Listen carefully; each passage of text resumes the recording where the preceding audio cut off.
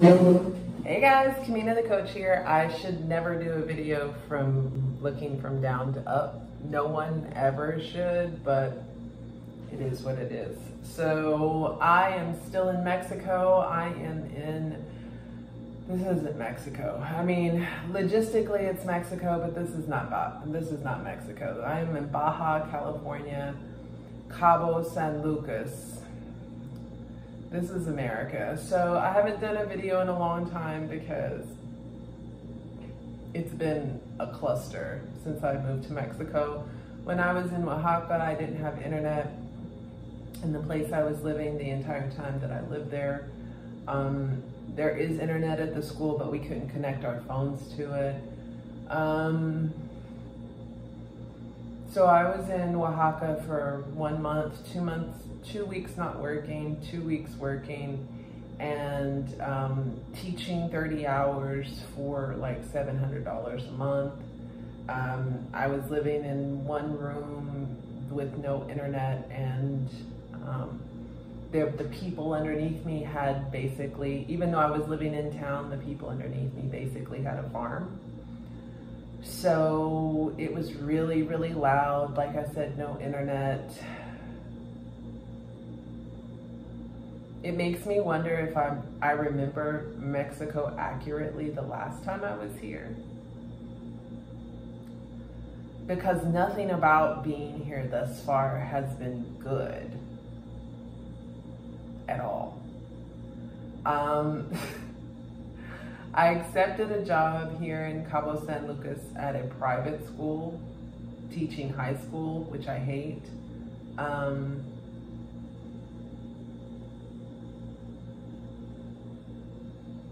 I don't know what I'm gonna do now. The cost of living here is really crazy high. It's overrun with Americans. And yesterday, a Mexican referred to me as the Mexican version of the N-word. The beach is gorgeous. I mean, it's way better than anything I've ever seen in the United States. Of course, it's cheaper to live here than in the United States. But I'm paying $400 a month to live. I'm not sure if you can really see it from the video. First of all, $400 a month. It seems like not that much, but let me put it into perspective. I'm only making about $1,200 a month. The place I live, I'm sitting in my kitchen right now. It's basically an old hotel. So this is the kitchen, and then there's the bedroom, like a hotel suite.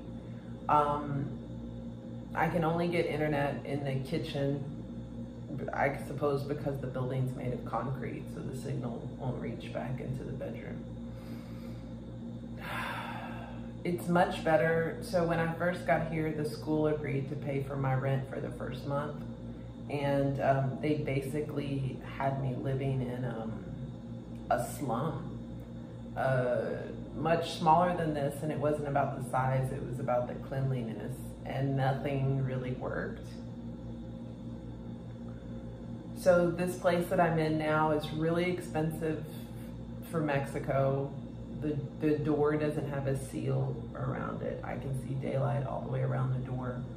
Last night, yesterday, they closed off our community pool in order to have a private party that had a band.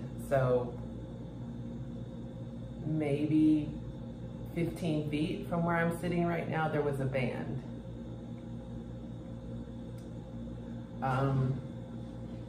My apartment, killing an ant right now, full of ants, and there doesn't seem to be a way to get rid of those. I immediately had to put out rat poison, which is against my beliefs. I don't want to poison anything, but there's obviously mouse droppings all over the apartment, and I put out cockroach bait.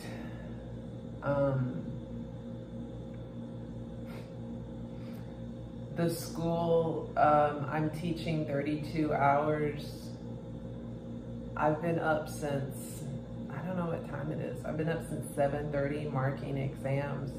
I've been marking exams for the last 4 days. I probably still have another 6 hours of exam marking. The person who created the exams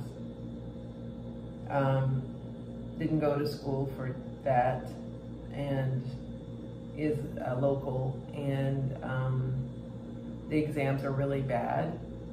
The students aren't great students, but the exams are not created well, and when you are struggling at a level, it's valuable to have a quality, an exam that is crafted well. Lots and lots of writing that I'm having to mark. And I don't think anybody taught them writing. I think everybody had like 1 day of instruction of writing. Things change moment to moment. We had an event at the school that lasted until 9:30 at night, and I was just soaked. The students are ultra rich, like richer than I've ever been, even at making it my most money. Like their families are richer than I'll ever be. And rich students, no matter where you are in the world, there's an attitude that goes with that that's not pleasurable. Of course, not all of them are like that, but not enough are kind and gentle to make it worth it.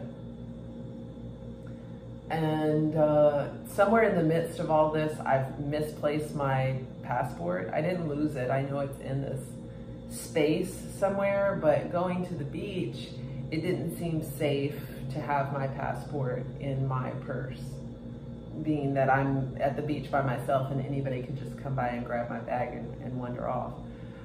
You would think that I would put it in the space where my extra money is, but it's not there. So